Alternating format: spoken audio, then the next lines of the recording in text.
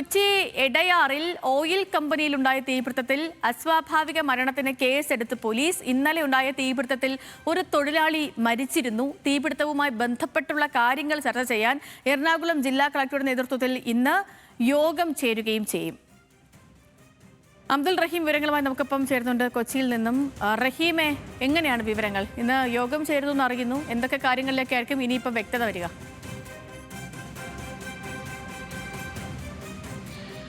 സേതു, കഴിഞ്ഞ ദിവസമാണ് വലിയ രീതിയിലൊരു തീപിടുത്തം ഉണ്ടായത്. ആലുവ എടയാറിലുള്ള CG ലൂബ്രിക്കന്റ് എന്ന് പറയുന്ന സ്ഥാപനത്തിലാണ് തീപിടുത്തം ഉണ്ടാവുകയും അവിടെ നിരവധി ആളുകൾക്ക് പരിക്കേൽക്കുകയും ചെയ്തത്. അവിടെ ഒരാൾ മരണപ്പെട്ടു.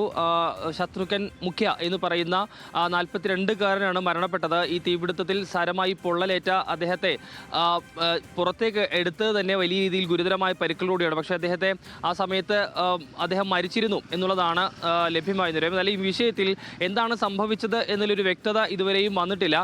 വരും ദിവസങ്ങളിൽ, അതായത് ഇന്ന് ഉൾപ്പെടെ അവിടെ പരിശോധന നടക്കും എന്നുള്ളതാണ് അറിയിച്ചിട്ടുള്ളത്. കാര്യങ്ങൾ എങ്ങനെയാണ്, എന്താണ് സംഭവിച്ചത് എന്നറിയാനാണ് ഇന്ന് കളക്ടറുടെ നേതൃത്വത്തിൽ തന്നെ ഒരു നേതൃയോഗം വിളിച്ചിട്ടുള്ളത്. കാര്യങ്ങൾ വിശദീകരിക്കുകയും അതോടൊപ്പം തന്നെ ഈ കമ്പനിയുടെ മുതലാളിമാരെ അടക്കം ഈ യോഗത്തിലേക്ക് വിളിച്ചിട്ടുമുണ്ട്. ഈ സംഭവത്തിൽ എന്താണ് സംഭവിച്ചത്, അതായത് ഈ അപകടത്തിന് കാരണം എന്താണ് എന്നതിൽ ഒരു വ്യക്തത കൈവരാത്ത സാഹചര്യത്തിൽ ഇന്ന് ചേരുന്ന യോഗത്തിൽ ഒരുപക്ഷെ ഈ വിശദീകരണം കമ്പനി ഉടമകൾ നൽകിയേക്കും എന്നുള്ളതാണ് മനസ്സിലാക്കാൻ കഴിയുന്നത്.